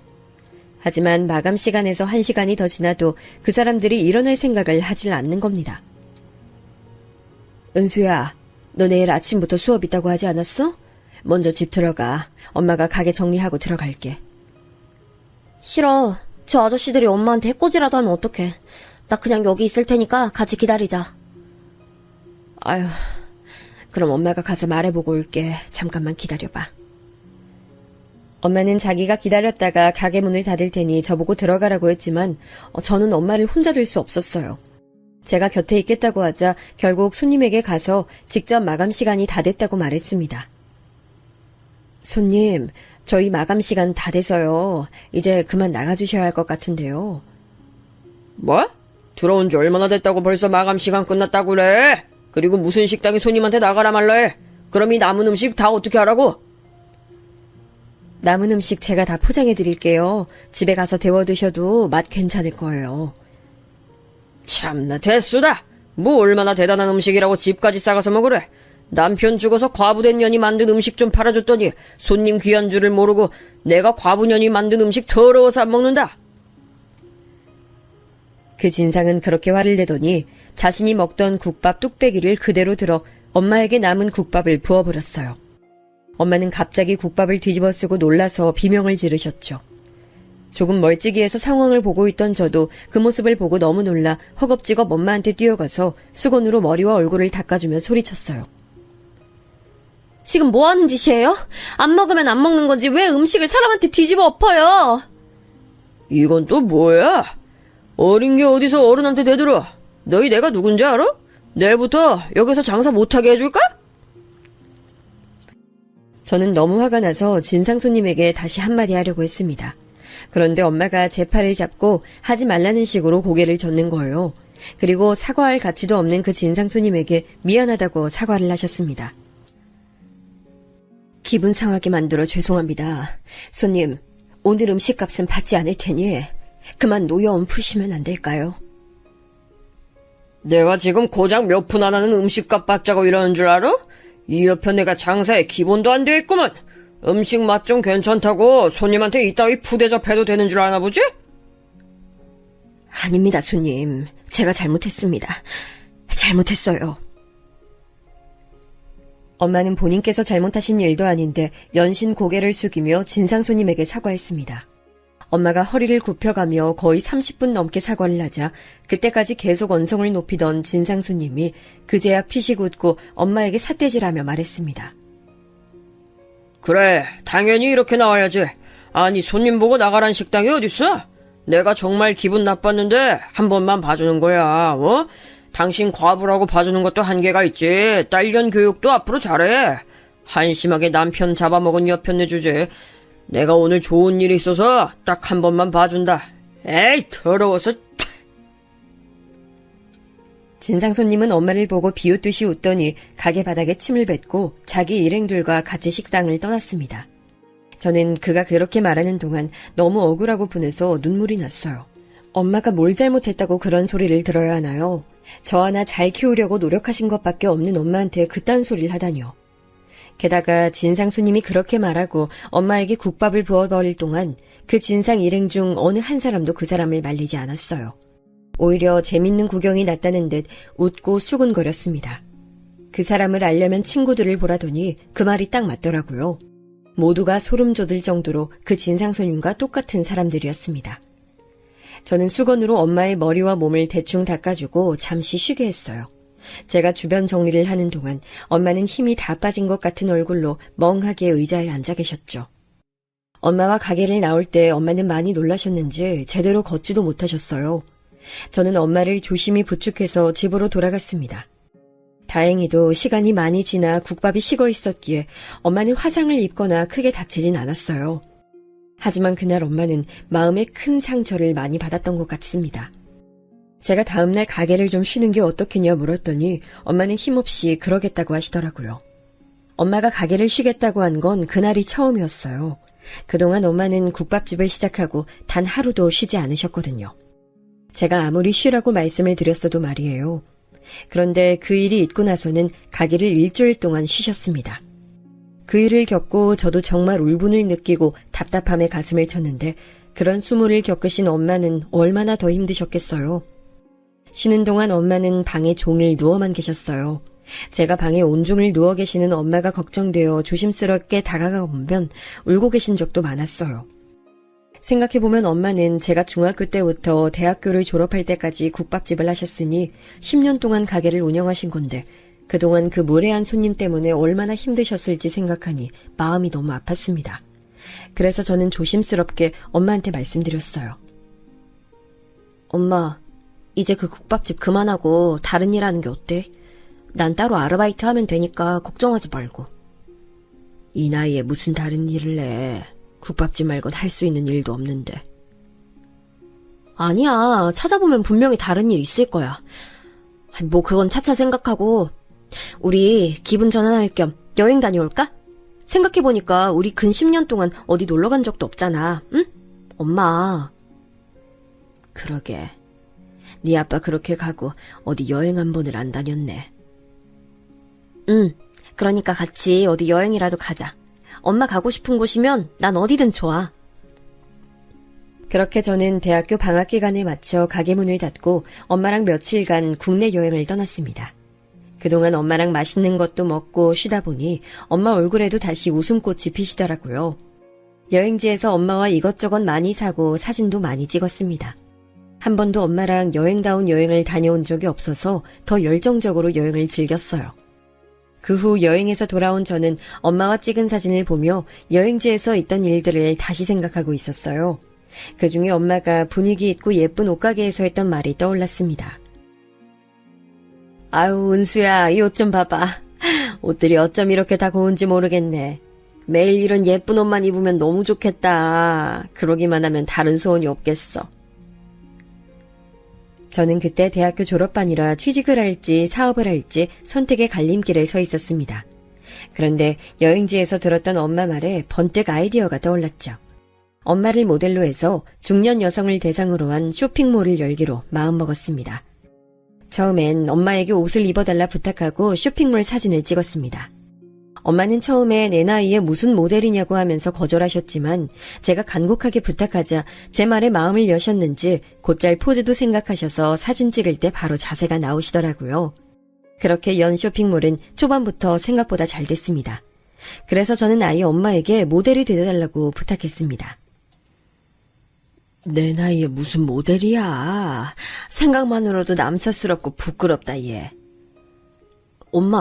엄마 모델로 찍어서 올린 옷들 이번에도 품절됐어. 있잖아 엄마, 이제 국밥집 그만하고 나랑 같이 쇼핑몰 운영하면 안 돼? 생각보다 쇼핑몰이 잘 돼서 나 엄마 도움 없이 못할 것 같단 말이야. 응? 엄만 제 말에 며칠 동안 깊게 고민하셨어요. 그리고 결국 그동안 하던 국밥집을 정리하고 저와 같이 쇼핑몰을 운영하기로 결정하셨습니다. 엄마가 제 부탁을 들어주셔서 얼마나 기뻤나 몰라요. 그래서 엄마 마음이 바뀌기 전에 빨리 국밥집을 정리하자고 졸랐죠. 엄마가 하던 국밥집은 크기는 작지만 목도 좋고 그동안 인기도 많았기 때문에 금방 좋은 가격에 넘어갔습니다. 그 후 저는 쇼핑몰을 운영하느라 바쁜 나날을 보냈습니다. 특히 엄마를 모델로 사진을 찍는 일에 가장 공을 들였죠. 쇼핑몰 모델이 된 엄마는 행복해 보였어요. 전 엄마의 얼굴에 웃음꽃이 핀 게 정말 좋았습니다. 근데 그보다 더 가장 좋았던 건 엄마가 다시는 진상 손님을 만날 일이 없다는 거였어요. 물론 쇼핑몰을 운영할 때에도 진상 손님이 있었어요. 하지만 그때 국밥집에서 엄마와 함께 겪었던 진상 손님에 비하면 쇼핑몰 진상 손님은 아무렇지도 않았습니다. 오히려 그 일에 비교해서 생각하면 별거 아닌 것처럼 느껴졌죠. 저는 다시는 엄마가 그런 험한 일을 겪거나 참지 않도록 열심히 쇼핑몰을 운영해 성공하려고 노력했어요. 그렇게 저는 엄마와 같이 쇼핑몰을 운영하면서 많은 사람을 만났습니다. 그러다 쇼핑몰 사이트에 올릴 옷을 구매하러 자주 들리던 곳에서 같은 나이대의 남자친구를 처음 만났습니다. 그곳에서 같은 나이대의 사람을 만나는 건 희귀한 일이었어요. 그래서 남자친구와 저는 통성명을 한 후 생각보다 쉽게 친해졌습니다. 남자친구는 부모님이 옷가게를 하고 계신다고 하더라고요.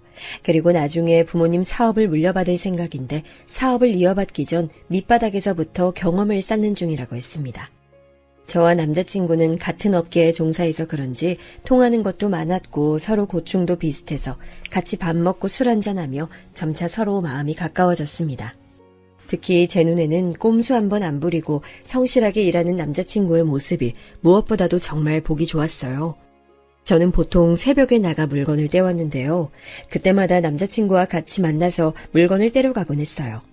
남자친구는 언제나 시간 어기는 일 한 번 없이 성실하게 약속 장소에 나왔습니다. 한 번 정도는 새벽마다 나오는 게 피곤하다고 불평불만을 내비칠 법도 한데 그런 말이나 행동이 일절 없었어요. 그런 뚝심 있고 성실한 모습에 천천히 반했는데 남자친구도 저처럼 제가 열심히 일하는 모습에 반했다며 먼저 호감을 내비치더라고요. 그렇게 전 물 흐르듯이 자연스럽게 남자친구와 사귀게 됐습니다. 사귀게 된 이후에는 휴일마다 엄마와 저 남자친구가 다 같이 모여 밥도 몇 번 먹었습니다. 그때마다 엄마는 남자친구가 참 마음에 든다고 하셨어요.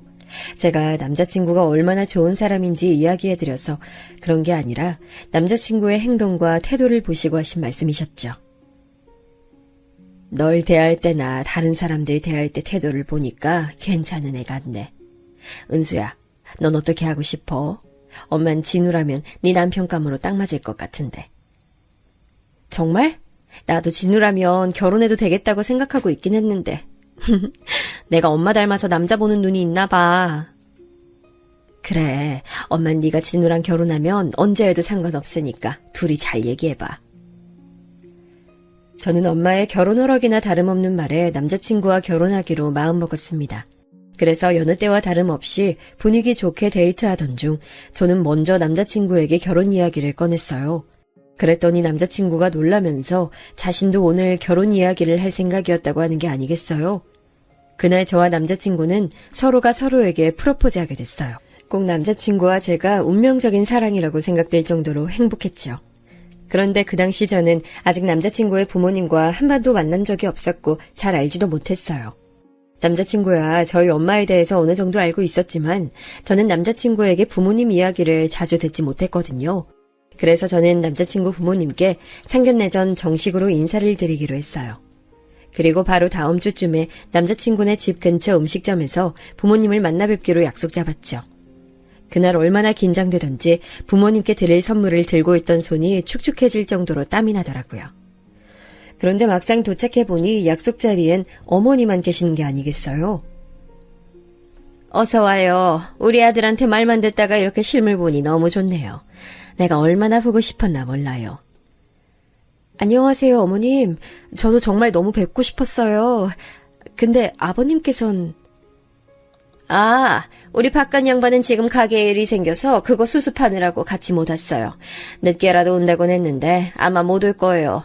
우리 남편이 은수씨 정말 보고 싶어 했는데 너무 아쉽네.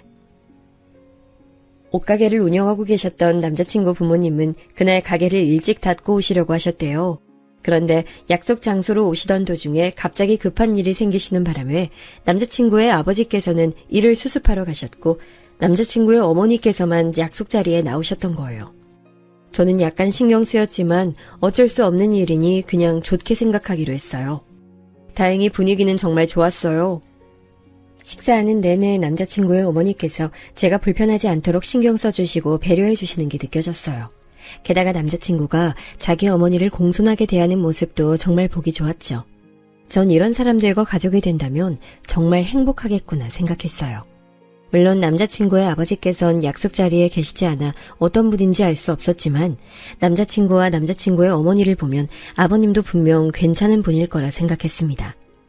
식사를 마치고 집에 돌아온 저는 남자친구와 결혼하고 싶은 마음이 더 커졌어요. 그래서 저는 남자친구에게 최대한 가까운 날을 잡아 상견례를 하는 게 어떠냐고 제안했어요. 제 말에 남자친구도 좋은 생각이라 동의했고 그렇게 우리는 이 이야기를 각자의 부모님께 말씀드리기로 했습니다. 다행히 저와 남자친구의 제안을 양측 부모님들께서는 흔쾌히 동의해 주셨습니다. 그 후 상견례 날짜를 정하고 약속 장소 예약도 다 마쳤을 때까지는 모든 게 순조롭게 흘러가는 듯 했어요.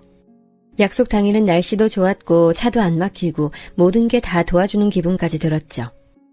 약속 장소는 큰 한정식집이었는데 예약해둔 방 앞에서 엄마가 많이 긴장하셨는지 방에 들어가기를 주저하시더라고요. 은수야, 엄마 괜찮아 보여? 우리 은수 시부모님들 분들한테 잘 보여야 될 텐데. 엄마, 난 그 나이 때에 엄마만큼 예쁜 사람 본 적이 없어. 걱정하지 말고 이제 들어가자. 엄마 닮아서 예쁜 딸인데 어련히 예뻐하시겠지. 그래, 우리 딸 이렇게 예쁜데 당연히 예뻐하시겠지? 하지만 그 생각은 상견례 자리에 들어서자마자 산산조각 났습니다. 이런 걸 악연이라고 하는 걸까요? 엄마와 저는 방문을 열자마자 서로 약속이라도 한 듯 발이 멈췄어요. 아니, 몸이 굳었습니다. 그곳엔 상견례 자리에서 절대 만날 리가 없다고 생각한 사람이 앉아 있었어요.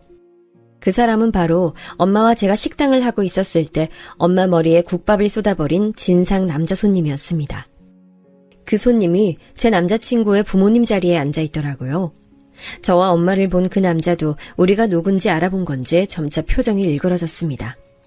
아들의 상견례 자리에서 자신이 국밥을 붓고 모욕을 준 사람과 만날 거란 생각을 단 한 번도 해본 적 없었겠죠. 전 표정 관리가 되지 않아서 웃지도 못하고 제게 다가오는 남자친구에게만 인사를 했을 뿐 아무 말도 하지 않았습니다. 그건 우리 엄마도 마찬가지였어요. 엄마는 얼굴이 새하얗게 질려서 꼭 금방이라도 기절하실 것 같이 보였어요. 게다가 잘 보니까 식탁 밑에 곱게 포개어 놓은 손까지 덜덜 떨고 계시더라고요. 제 표정과 엄마 표정이 안 좋은 걸 눈치챈 남자친구가 입모양으로 뭐라 말 걸었지만 눈에 잘 들어오지도 않았습니다. 싸늘한 시선으로 남자친구의 아버지인 진상 손님을 지그시 보고 있었는데 제게 남자친구 어머니가 먼저 말을 거시더라고요. 처음 뵙겠습니다, 사부인. 오시는데 불편함은 없으셨어요? 은수 씨도 그때 보고 이렇게 다시 보니까 더 반갑네. 이쪽은 우리 바깥 양반이에요. 그때 못 봤으니까 지금 처음 보는 거네. 아니요. 아무리 생각해도 처음은 아닌 것 같은데요. 처음 뵙는 분이라고 하기엔 제가 너무 잘하는 분인 것 같아서 말이에요. 남자친구의 어머니께서 말을 건네셨지만 저는 오로지 그 진상 손님만 노려보면서 대답했어요. 그러자 뭔가 낌새를 눈치채신 남자친구 어머니께서 다시 제게 말하셨죠. 어머, 그게 무슨 말이에요? 우리 남편하고 아는 사이예요? 제 의문스러운 말에 남자친구도 절 의아하게 쳐다봤고 남자친구 어머니도 무슨 말인지 모르겠다는 얼굴로 되물으시더군요. 그래서 저는 그 손님 얼굴을 빤히 보면서 말했어요. 네, 아는 사이죠. 아주 많이 말이에요. 이보세요. 혹시 저만 놀란 거 아니죠?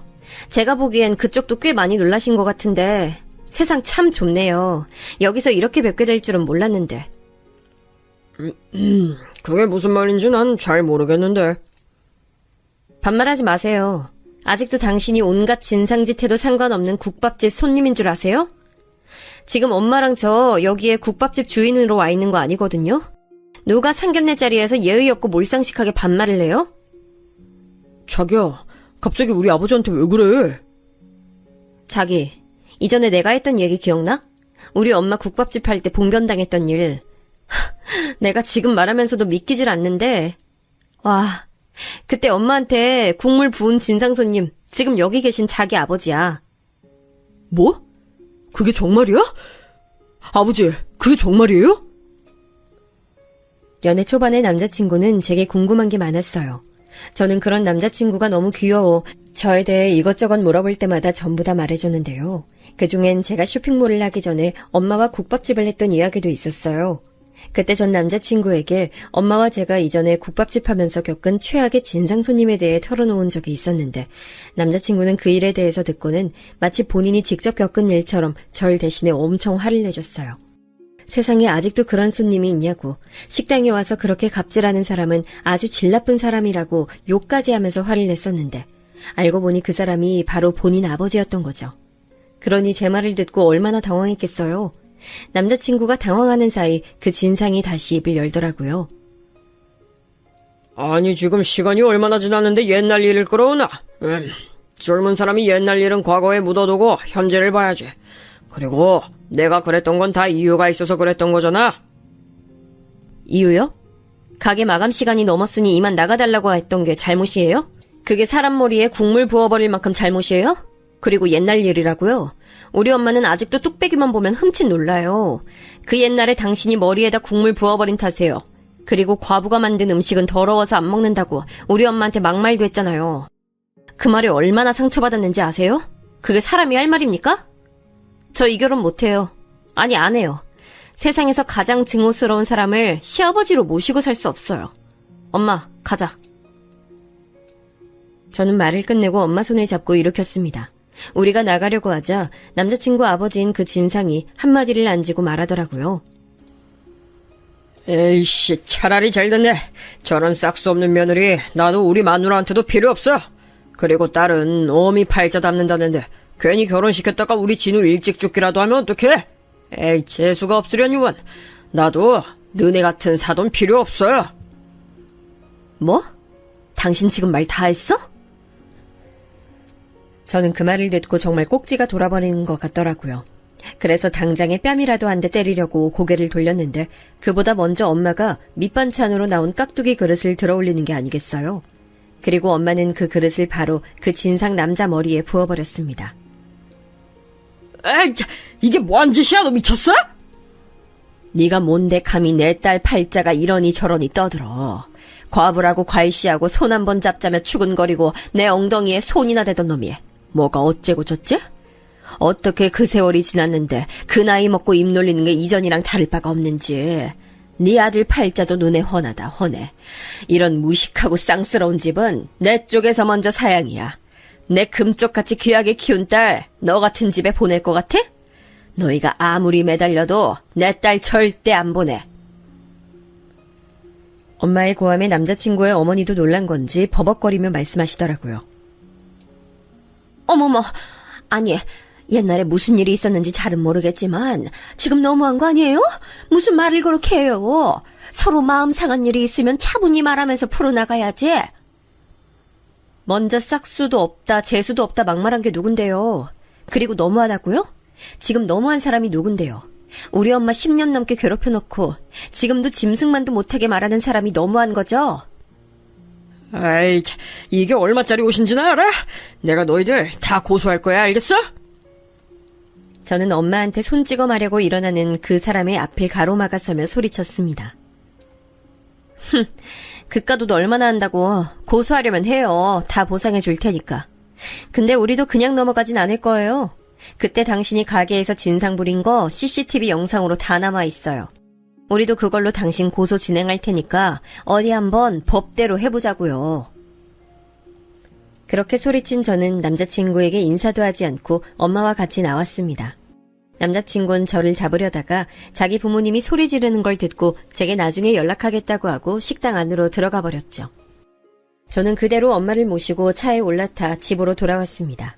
엄마는 거기서 그 인간을 만난 줄은 몰랐다고 하면서 속상해하셨어요. 저도 기대했던 모든 게 산산조각이 난 것 같아 너무 슬프고 속상했습니다. 하지만 그것과 별개로 할 일이 남아있었죠. 저는 집에 도착하자마자 옛날에 제가 촬영했던 그 진상 영상은 물론이고 가게에 달아놨던 CCTV 영상까지 모조리 찾아 고소할 준비를 했습니다. 그쪽에서 저와 우리 엄마를 고소하든 말든 그건 중요한 일이 아니었어요. 이전엔 고소하지 못한 이유가 있었지만 지금의 저로선 참을 이유가 없었으니까요. 이날 밤 저는 남자친구에게 우리 결혼은 다시 생각해보자고 문자를 했습니다. 사실 다시 생각해보자고 했지만 저는 여기서 남자친구와 제 연은 완전히 끝이라는 걸 느끼고 있었습니다. 남자친구는 제 문자를 받고 제 집 앞으로 찾아왔지만 전 만나지 않았죠. 아직 사랑하고 있었지만 얼굴을 보면 그 무례한 아저씨의 얼굴이 떠올라 너무 괴로웠어요. 제가 만나주지 않자 끊임없이 전화를 걸었습니다.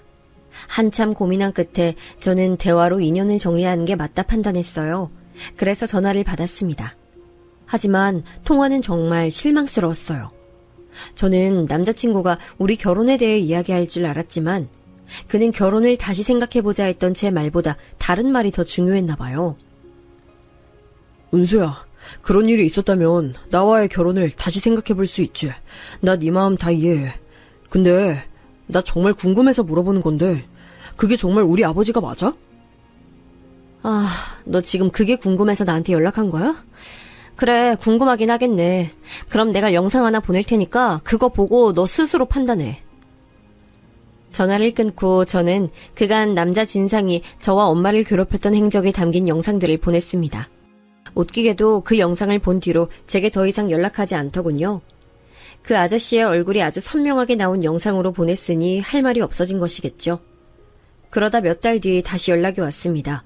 제가 보낸 고소장을 받고 합의를 원한다는 연락이었어요. 제가 별다른 답을 하지 않자 직접 우리 집으로 찾아와 엄마에게 남자친구가 무릎 꿇고 사과했습니다. 제가 부모님 대신해서 사과하겠습니다. 마음에 차지 않으시겠지만 몇 번이고 무릎 꿇고 빌게요. 제발 고소 취하해 주시면 안 될까요?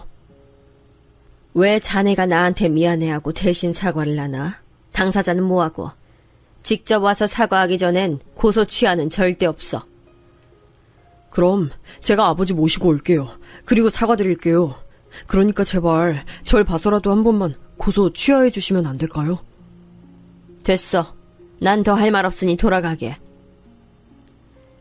엄마의 단호한 말에 남자친구는 아무런 소득도 없이 돌아갔습니다. 그리고 며칠 뒤 정말로 자기 부모님이랑 같이 우리 집을 찾아오더라고요. 그 진상 아저씨는 집 앞에서 우물쭈물하다가 본인 아내가 얼른 들어오라 타박하니 그제야 집 안으로 들어오더군요. 남자친구 어머니 표정을 보아하니 한바탕 말싸움이라도 했나 봐요. 아무래도 과부라고 사람 괴롭히고 무시하던 인간이 자기 남편이라는 게 부끄러웠나 보죠. 그날은 제가 아무것도 몰라 실례했습니다. 많이 기분 상하셨죠? 저희 남편도 그날 일 많이 반성하고 있답니다. 여보 뭐해? 얼른 사과드리지 않고. 남자친구 어머니와 남자친구가 그 아저씨의 등을 떠미니 그 사람은 머뭇거리다 한마디 했습니다. 그땐 내가 미안했습니다. 하지만 그때 나한테 그런 식으로 말하니까 나도 모르게 열이 받아서 그랬던 거지 나쁜 뜻은 아니었습니다. 뭐라고요? 지금 그게 사과하는 태도예요? 나쁜 뜻은 없긴 뭐가 없어. 이게 무슨 엎드려 절받기도 아니고. 그딴 소리 할 거면 당장 가요. 꼴 보기 싫으니까 당장 돌아가. 엄마는 아저씨의 사과 같지 않은 사과에 머리 끝까지 화가 나셨어요. 하지만 남자친구의 부모님이 사과를 받아줄 때까지 가지 않겠다고 거실에 앉아서 버티는 거예요. 그 모습을 본 엄마는 그들에게 굵은 소금을 가져와 한바탕 뿌려댔습니다. 온 힘을 다해서 뿌려대는 소금 맛을 보곤 그들은 그제야 비명을 지르며 집을 뛰쳐나갔습니다. 당연히 고소를 취하하는 일도 없었죠. 사실 고소는 아직 진행 중인데 명예훼손죄, 모욕죄가 합쳐져서 벌금이 크게 나올 것 같습니다. 기록도 남을 거라고 봐요. 저는 남자친구 부모가 어렵사리 얻은 기회를 이런 식으로 날려먹은 것에 기가 찼습니다. 그런 부모 밑에서 남자친구가 어떻게 성실하게 자랐는지 의문스러울 정도였어요. 어쩌면 남자친구에게도 제가 모르는 나쁜 면이 있었던 건 아닐까 하는 생각도 듭니다. 어쨌든 그날 이후로 연락은 물론 연도 완전히 끊어졌습니다. 들리는 바로 남자친구는 일하던 곳을 그만두고 다른 곳으로 가버렸다고 하더라고요. 이제 안부는 더 알고 싶어도 알 길이 없게 됐어요. 하지만 속이 홀가분해요. 아무리 사랑하는 남친이라 할지라도 저는 우리 엄마에게 그렇게 나쁜 짓을 한 사람을 시부모로 모시고 살 순 없으니 차라리 이렇게 연이 끊긴 게 다행이라고 생각합니다. 엄마는 한바탕 앵마기한 셈 진짜고 하면서 다시 쇼핑몰 모델 일에 집중하고 계세요. 제가 넌지시 기분은 어떠냐 여쭤보니 엄마께선 시원하고 속상하다고 하시더군요. 엄마, 네가 좋은 남편감 만났는데 혹시 나 때문에 결혼 못한 거면 어떡하나 좀 속상하고 그래. 그게 무슨 소리야 엄마? 난 엄마를 그렇게 대한 사람들과 가족이 되고 싶지 않은데? 차라리 그럴 바에 평생 노처녀로 엄마 곁에 붙어서 여행 다니면서 살래. 그건 절대 안 된다고 말씀하셨지만 표정은 그렇게 나빠 보이지 않았어요. 요즘 워낙 흉흉한 뉴스가 많이 나오니 차라리 혼자 사는 것도 나쁘지 않다고 엄마가 말씀하신 적도 있으셨거든요. 아, 그날 이후 딱 한 번 재판 때문에 그 아저씨를 다시 만난 적이 있어요. 저는 그래도 그 진상이 조금이나마 본인의 잘못을 깨닫고 뉘우치고 있지 않을까 생각했는데요. 크나큰 착각이었습니다. 그 진상은 재판장 앞에서도 손님은 왕인데 감히 식당 주인이 손님을 나가라고 하는 게 말이 되냐며 진상 부리더라고요. 오죽하면 재판장이 조용히 하라고 몇 번이나 주의를 시켰습니다. 그 진상은 본인 아내랑 같이 왔는데 아내분이 너무 부끄러워하셨던 게 기억납니다. 재판이 끝나고 밖에 나와서도 그 진상은 자기는 잘못이 없다고 고래고래 소리 질렀어요. 아내가 제발 조용히 좀 하라고 해도 말이에요. 아내분이 모자를 푹 눌러쓰고 고개도 못 드시던데 그 부분은 좀 측은했습니다. 본인 잘못도 아니고 남편 잘못으로 법원을 왔다 갔다 하는 게 많이 창피한 것 같았어요. 저와 엄마가 법원에서 나왔을 때 법원 앞에서 그 진상과 아내가 싸우는 걸 봤는데요. 지나가면서 들은 바로는 이혼 이야기가 나오더라고요. 아무래도 이번 고소건으로 두 사람 사이가 많이 안 좋아진 것 같았어요. 차라리 엄마에게 사과하러 온 날 제대로 사과만 했어도 이 정도까지 오지 않았을 텐데 말이에요. 하늘이 준 기회를 놓친 거나 다름없죠. 저는 이번에 고소가 다 끝나고 나면 엄마랑 함께 또 여행을 다녀올 생각입니다. 가서 스트레스도 잔뜩 풀고 10년간 참고 살았던 그때 기억을 훌훌 털어낼 거예요. 그땐 절박해서 아무리 힘들어도 그 손님 쌍놈 짓을 참을 수밖에 없었지만 이젠 그렇지 않아도 돼서 얼마나 좋은지 몰라요. 그리고 쇼핑몰 운영하다 보니 알게 된 사실인데 진상은 마냥 받아주고 먼저 굽히고 들어가면 더 혹독하게 사람을 괴롭히더라고요. 아마 그래서 그 진상도 우리 엄마를 그렇게나 괴롭혔던 게 아닐까요? 그러니까 혹시라도 악성 소비자의 행패 때문에 스트레스 받으시는 분들 계시다면 참지 말고 법의 도움 받으시길 바랍니다. 그 편이 심신 안정에 도움이 되더라고요. 그럼 이야기 들으신 모든 분께서 진상 만나지 않고 행복하셨으면 좋겠습니다. 들어주셔서 감사해요.